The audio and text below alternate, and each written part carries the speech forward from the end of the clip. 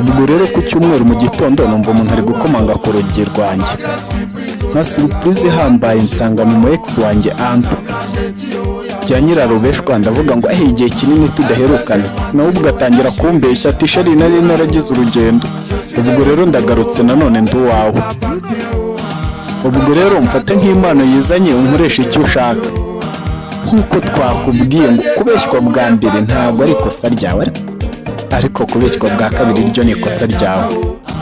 ubwo mba mbivugisha ati sheri urashaka kurya iki, nta no kubishidikanyaho ati sheri ndashaka kurya inkoko yokeje. nk'uko twabikubwiye kubeshywa bwa mbere si ikosa ryawe, ariko kubeshywa bwa kabiri ryo ni ikosa ryawe. ubwo ndivugisha ati sheri ni inkoko ushaka, sheri agakoko ni gato ntabwo kakunyura, reka nkokereze ingona ariyo nguha maze nguhe n'umufa w'inzovu.